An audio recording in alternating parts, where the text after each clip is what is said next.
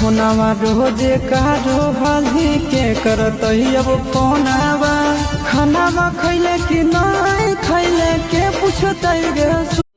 जहिया से अले हो भैया मैया यो जनामा हो सब छोड़ी के भाबड़ी गेल हो जे छोड़ी को हो हाल बाबूरी चार्ज कर दो आज उ छोड़ी बलोक कारी देल हो कैसा न अल हो भैया जुगुआ जा बनावा हो ई कैसन अल हो भैया छोड़ियन के मोकावा हो।